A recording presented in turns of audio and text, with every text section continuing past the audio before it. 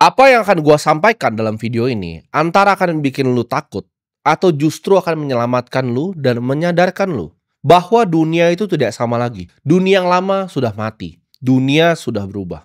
Dalam 5 tahun lagi akan ada dua kubu manusia. Mereka yang paham teknologi dan naik ke atas, dan mereka yang akan ditinggalkan tanpa ada jejak. Jadi gua rasa apa yang akan gua sampaikan di sini, itu dunia harus tahu. Dalam 5 tahun lagi, dunia yang lo kenal sekarang, itu nggak akan ada lagi. Dari cara manusia bekerja, dari cara manusia berperang, itu akan sangat-sangat berbeda. Artificial Intelligence atau AI, ini gue pertama bahas di 2022. Sekarang itu, AI itu bukan masa depan, tapi AI sudah di sini. Dia bisa membuat website, dia bisa menulis, dia bisa bekerja, dia bisa jadi HRD yang kerja 24 jam tanpa berhenti, dia bisa training jutaan simulasi untuk humanoid robot yang bentuknya seperti manusia. Dia bisa mengerti biologi lebih dalam dari kita, dan dia bisa melakukan pekerjaan itu lebih baik dari 90% manusia. Dia itu nggak butuh gaji, dia tidak butuh tidur, dan dia tidak akan demo. Dan AI makin sering lu pakai, makin sering dia berinteraksi, dia akan makin pintar setiap detiknya. Pekerjaan seperti programmer, seperti desainer, seperti ilustrator, seperti accountant, itu semuanya akan hilang. Semua akan digantikan. Dan masih banyak yang bertanya ke gua, lalu kerja apa? Jawabannya tidak ada pekerjaan yang lu bisa lakukan lagi. Antara lu punya sistemnya atau lu mati. Yang hanya nanti tersisa adalah sistem. Antara lu punya sistemnya atau lu jadi manusia yang hilang. Ini bukan soal skill atau kerja keras lagi, karena berbeda. Skill itu didapatkan dalam puluhan tahun melakukan repetisi, ya, melakukan reiterasi yang sama. Lu jago masak ramen, lu ulang setiap hari, improve makin hebat, lu makin jago masak ramen. Tapi tidak lagi di era AI ini. Ini bukan soal skill dan cuman kerja keras, tapi siapa yang punya infrastrukturnya duluan, siapa yang punya energinya duluan, siapa yang punya data centernya duluan. Karena makanan dari AI ini akan berbentuk energi. Rumah dari AI ini akan berbentuk data center. Dan mata uang dari AI ini akan berbentuk kripto. Siapa yang kuasain infrastrukturnya, siapa yang punya dari sekarang. Siapa juga yang bisa mengarahkan AI dan mengendalikan distribusinya seperti apa. Jadi antara lu belajar sekarang untuk memerintah AI, ya, untuk membangun mimpi lu, atau mimpi lu yang dimakan sama dia. Ketika lu sudah tidak bisa memerintahkan AI, ya, lu jadi manusia yang golongan tidak dibutuhkan, lu akan hilang tanpa jejak di sejarah. Kita ini sudah di posisi yang unik. Jadi gue sebutnya ini posisi revolusi teknologi. Yang paling baru-baru, orang protes ya, bahwa GPT model yang baru itu bisa bikin ilustrasi mirip seperti gayanya Ghibli dan gaya semua yang lainnya. Marvel bisa, Disney bisa, apapun itu dia bisa. Ilustrator banyak yang protes. Miyazaki sendiri pun protes. Tapi copyright itu adalah sebuah konsep di dunia yang lama. Ketika mereka semua protes, ini artinya apa? Revolusinya sudah sampai. Revolusinya sudah di depan mata. Pertama akan graphic designer dan ilustrator yang protes. Nextnya akan programmer yang protes. Nextnya akan guru yang protes. Karena tidak dibutuhkan lagi nanti guru. Ya, ketika AI sudah canggih, itu semua bisa self-paced learning. Dia lebih mengerti cara ngajarin lu dibanding guru terpintar dimanapun. Dia bisa semua bahasa. Alexander the Great itu jadi hebat karena dia punya guru. Lu bayangin, ya, lu punya guru sepintar Aristoteles ngajarin lu setiap hari. Lu akan jadi manusia seperti apa? Ini yang diberikan ya oleh AI. Mari kita berkaca dalam sejarah ya. Tahun 1811 di Inggris. Ketika ditemukannya mesin tekstil, apa yang terjadi? Para skilled workernya ya, para pekerja kasarnya yang mereka merasa berskill itu, mereka ngamuk ya. 1811. Mereka banting-banting semua mesin tekstil itu, mereka demo besar-besaran. Namun lihat, apakah mesin jahit punah? Tambah canggih, bukan? Sekarang banyak yang bahkan pabrik-pabrik yang di sini itu tidak bisa bersaing dengan manufacturing canggih di Cina. Jadi mereka tidak bisa bersaing dengan impor dan banyak sekali lapangan pekerjaan yang hilang. Selama 200 tahun itu cuma akan jadi makin canggih. Ada hasil nggak orang-orang goblok itu demo waktu itu? Tidak ada. Teknofobia itu tidak akan pernah berhasil. Karena teknologi akan makan kalian semua. Software dan code itu akan makan kalian semua. Awal 1900 ketika kereta kuda digantikan dengan mobil. Lu kira nggak ada yang protes? Orang yang ngurusin stable kudanya, peternak-peternak kudanya, yang kerja di sana di peternakannya, yang belajar cara ngatur kuda, bawa orang. Mereka protes apa? Oh, mobil berisik, mobil bahaya, tabrakan lu bisa mati. Mereka protes besar-besaran, tapi hasilnya apa? Masih ada kuda di jalan? Tidak, ini akan sama seperti ilustrator yang bacot itu nanti. Mereka itu tukang bikin kuda, ya, tukang peternak kuda. Mereka tidak akan ada lagi nanti. Ada, tapi buat kuda yang lomba lari ya. Mungkin ada beberapa yang sangat-sangat jago, top 10 gitu. Tapi mayoritas yang cupu-cupu. Seperti kalian yang nonton ini, mungkin ilustrator yang nonton ini, kalian akan digantiin. Printing press abad ke-15. Ketika ditemukan printing press, itu adalah revolusi distribusi informasi. Yang marah siapa? Banyak sekali orang. Yang tulis-tulis zaman dulu ada pekerjaan untuk ngopi buku, ya. Jadi buku itu dikopi pakai tangan. Manuskrip, ya, itu dikopi pakai tangan. Yang marah siapa? Gereja. Jadi kalau lu belajar sejarahnya printing press, yang pertama marah adalah gereja. Mereka ngerasa mereka akan kehilangan kekuasaannya ketika informasi itu bisa disebarkan lewat printing press. Karena mereka tidak bisa cuci lagi otak-otaknya. Sekarang kita lihat, apakah gereja itu punya kekuatan yang sama seperti abad 15 dan sekarang? Jawabannya tidak. Apakah ada hasilnya yang protes-protes itu? Jawabannya tidak. Teknologi itu tidak nunggu lu, teknologi itu tidak nunggu lu mau gitu lu pakai atau dia peduli sama lu demo, enggak. Ini enggak baru-baru aja, ini baru ada sesuatu yang bisa menggantikan manusia yang membuat yang namanya seni. Mau influencer-influencer bodoh ini yang nggak belajar sejarah ini komplain, nggak masalah. Karena opini mereka dalam 50 tahun lagi itu tidak akan ada. Seperti orang-orang yang protes kuda tahun 1900, 1811, abad ke-15. Ini akan dilupakan, dan orang-orang bodoh seperti ini akan dilupakan dalam sejarah dan ditertawakan dalam 100 tahun lagi. Nanti akan ada orang yang bikin video seperti ini, udah di metaverse tuh, ketawain orang-orang kayak gitu. Tapi lu kira itu seni itu baru sekarang terdisrupsi? Tahun 1990, ada band besar sekali namanya Metallica. Ketika Napster keluar, apa yang mereka lakukan? Berteriak, ya kan? Beli fisik dong, mereka berteriak, mereka pakai fansnya untuk dorong mundur. Ketika MP3 dikeluarin. Hasilnya apa? Semua musik sekarang streaming. Ya. Mereka harus menghamba ke Apple Music dan Spotify. Bukan record labelnya lagi mereka menghamba. Mereka itu push, distribusi ayo tradisional. Tapi apakah berfungsi? Apakah sekarang orang masih putar CD kah? Karena demonya Metallica? Nobody gives a fuck. Dia bahkan siapa sekarang? Orang yang mau denger lagunya sekarang itu denger dari streaming. Dibuka di YouTube. Ya. Kita mundur ke yang baru-baru. 2010. Supir taksi. Supir taksi itu demo satu dunia ketika Uber itu keluar. Mereka nggak mau adanya Uber. Itu macam-macam. Ada lawsuit dilempar. Nanti bakal sama nih. Ilustrator Miyazaki mungkin lempar lawsuit ke ChatGPT segala macam. Itu dilempar lawsuit. Lobbying partinya dorong ke US. Karena perusahaan taksi itu perusahaan-perusahaan besar. Perusahaan-perusahaan konglomerat. Ini nggak cuma di US. Di seluruh dunia. Dan hasilnya apa? Nol besar. Dulu di Indo juga sama. Ojek pangkalan berantem sama ojol. Sekarang coba mana? Ojek pangkalan. Berani nggak berantem sama ojol sekarang?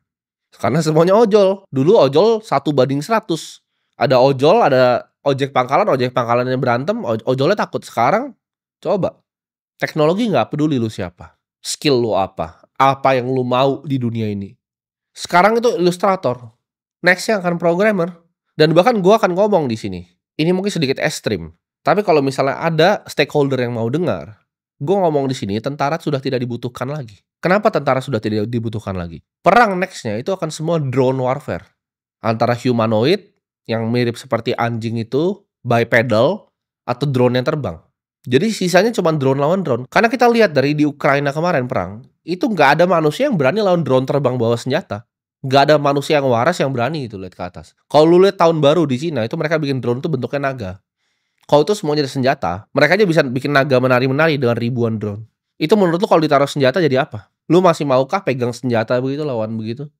Teknologi sudah berubah. Jadi perang itu akan sangat berbeda ya. Misalnya contoh, Malaysia perang sama Singapura. Drone-nya akan dua-duanya keluar. Drone-nya akan lawan-lawanan. Ketika misalnya drone-nya Malaysia kalah, Malaysia harus langsung menyerah. Karena udah nggak dibutuhkan manusia lagi untuk bahkan men-settle dispute seperti peperangan. Jadi ke depan dunia ini akan sangat berbeda. Lu antara jadi korban dari teknologi seperti orang-orang yang protes, atau lu jadi tuannya dari teknologi, ya, yang bikin pabrik tekstilnya. Ini akan gantiin 40% lo, ya, dalam 2030. 40% pekerjaan lo akan semua digantiin. Jadi dari 280 juta penduduk Indonesia, 40% nggak akan punya kerjaan lagi di 2030. Sekarang pun udah mulai. Ini wave-nya akan mulai ya. Ketika humanoid udah mulai di shipping 2 tahun lagi, wave-nya akan mulai. Dan ini akan PHK, after PHK, after PHK. Perusahaan besar pilot, PHK, dan PHK. Antara lu bisa leverage ini untuk meningkatkan produktivitas atau digantikan, tidak ada di tengah. Zaman sekarang, perusahaan dengan karyawan yang sedikit itu bisa berkompetisi lawan perusahaan yang besar sekali. Perusahaan dengan 10 orang itu mungkin bisa menang lawan perusahaan dengan 1000 orang. Kalau perusahaan yang 10 orang, 10-10-nya itu paham cara menggunakan dan utilisasi AI. Cina itu akan menang ya dalam game manufaktur. Jadi kalau kalian mau berinvestasi, gue sarankan jangan berinvestasi di perusahaan robotik di US. Perusahaan-perusahaan menurut gue ya, seperti Vigo Robotics, seperti Tesla, itu akan kalah ke depannya dengan perusahaan-perusahaan Cina. Ini semua akan dibantai sama Cina. Teknologi memang US yang menang. Tapi kalau kita ngomong manufacturing, tidak ada yang akan pernah bisa kalahkan Cina. Jadi kalau misalnya kita lihat Figure Robotics itu valuasinya tinggi, nanti kalian lihat perusahaan-perusahaan dari Cina yang rising dalam 5 tahun lagi itu akan luar biasa besar. Perang antara negara menurut gua nggak cuma akan drone, ya. Sistemnya akan cyber. Mereka akan matikan infrastruktur penting di negara. Contoh, telco tower dimatiin. Mereka serang ledgernya bank besar di negara lain. Akibatnya apa? Orang panik. Orang nggak bisa akses nanti. Semua akan serangannya lewat cyber. Mereka akan pakai ya sosial media seperti TikTok, seperti Facebook, seperti Instagram. Untuk apa? Untuk propaganda orang-orang goblok ini. Manusia-manusia yang IQ-nya dangkal ini, itu akan dipropaganda lewat sosial media sampah ini. Ya, jadi perangnya itu nggak cuma fisik, tapi digital. Pertama itu cyber, melemahkan infrastruktur. Kedua itu akan lewat media propaganda. Dan kalau kita ngomong perang fisik, itu semua akan dilakukan oleh drone. Dunia medis itu akan berubah juga dengan adanya AI. Ya, mereka bisa lakukan jutaan simulasi yang kita tidak pernah bisa lakukan dulunya. Karena kalau kita ngomong secara keilmuan, biologi itu ketinggalan jauh sekali dengan yang namanya fisika. Fisika itu precise ya, hukum matematikanya. Sedangkan biologi sampai sekarang, kita itu hanya tahu sangat sedikit tentang manusia. Kita ketinggalan sekitar ratusan tahun kalau ngomong antara fisika dengan biologi. Satu sel ya, itu interacting miliaran ya, molecules. Yang kita belum paham. Kenapa? Karena keilmuannya itu gue sebut di sini adaptif ya dan non-linear. Jadi kita belum bisa figure out biologi. Kebanyakan dari operasi kita itu cuman belek dan keluarin sesuatu. We don't know shit about cell. Kalau fisika itu adalah hukum matematika yang pasti, biologi adalah mapping data yang berantakan. Dan kita ngomongin di sini soal probabilitas kalau biologi. Di dunia AI ini kita baru pertama bisa figure out. Makanya gue kemarin pernah share juga di Instagram story gue language model yang baru ya, yang bisa melakukan genomics LLM-nya. Ini akan bikin biologi maju ratusan tahun. Ini akan bikin biologi bisa catch up dengan fisika. Breakthrough fisika itu udah lama. Ya kalau kita ngomong dari Isaac Newton, kalau kita ngomong dari Albert Einstein, breakthrough-nya itu sudah lama ya. Sedangkan breakthrough di bidang biologi itu baru. Kalau kita ngomong CRISPR, DNA sequencer, itu baru teknologinya. Akan ada kesenjangan sosial yang terbesar dalam sejarah manusia. Mereka yang bisa pakai dan mereka yang tidak bisa pakai. Gue percaya kekuasaan negara itu akan melemah ya. Nation state itu akan melemah. Kenapa? Karena pertama kali dalam sejarah manusia individu seperti gue itu bisa punya uangnya sendiri yang tidak bisa diambil dan tidak dibuat oleh pemerintah. Para teknokrat yang memiliki teknologi ini, on-ramp off-ramp-nya, ya, memiliki teknologi OTC-nya, itu akan menguasai dunia. Akan ada gue sebutnya di sini network state yang baru. Jadi bentuknya mungkin bukan seperti negara yang kalian paham. Tapi ini sesuatu yang digital, yang dimulai dengan komunitas digital. Ini nggak menutup kemungkinan, ya. Suatu saat gue akan beli, ya, area gue sendiri, pulau gue sendiri, dan gue dirikan network state gue sendiri. Dan orang-orang yang punya tujuan yang sama, yang punya mimpi yang sama. Memiliki uang sendiri, ya, dan memiliki cara pemerintahan yang di-running semua lewat codingan. Karena gue melihat sistem keuangan itu sedang berevolusi di depan mata gue sendiri, ya. Sistem keuangan tuh berevolusi. Kalau kita lihat di Venezuela, Lebanon, Nigeria, itu depan mata, ya. Lihat Turki protes ke Erdogan. Kepercayaan kepada pemerintah tuh mulai berjatuhan. Dan di saat kepercayaan ke pemerintahan mulai berjatuhan, kepercayaan terhadap mata uang pemerintahannya juga berjatuhan. Di saat itu semua berjatuhan, orang akhirnya baru lari ke Bitcoin. Negara akan berlomba, karena gue udah hitung, sisa Bitcoin itu hanya 3 juta, ya nanti sampai 2100 ditambang, 21 jutanya, itu sisa 3 juta. Dan ini 8 miliar manusia, dan 3 juta koin. Jadi ya lu bikin matematikanya sendiri aja itu.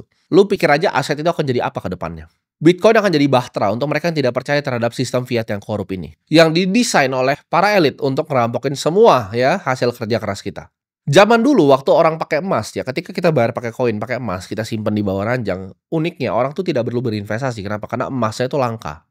Unik kan sekarang, dokter itu harus jadi hedge fund manager, dokter harus jadi investor. Kenapa begitu? Kenapa nggak dokter dapat koin, ya, dan dia bisa simpan koin aja dan dibayar gitu. Koinnya nggak turun nilainya, koinnya nggak dipatahin sepertiga gitu loh. Koinnya nggak dipatahin setengah gitu setiap tahun. Kalau lu punya uang ya 100.000, itu 3 tahun tuh kalau robek aja itu jadi 50.000 3 tahun. Di saat itu ya gue sadar uangnya itu rusak. Apa sih uang itu sebenarnya? Uang itu kan adalah sertifikat. Kalau kalian punya emas di bank dulu zaman dulu, ini bisa ditukar loh untuk emas. Terus sekarang udah nggak ada emas, terus ini apa? Kertas. Kertas apa? Sampah. Nggak ada gunanya. Nah di saat orang-orang percaya seperti itu, ya di Turki, Venezuela, hyperinflasi, Argentina, bentar lagi peso, orang baru akan lari ke mata uang yang lebih benar. Mayoritas orang akan menolak ini dan skeptis. Ya gue nggak masalah, gue nggak peduli juga. Tapi gue bilang di sini itu bukan kewajiban lo untuk sadarin semua orang.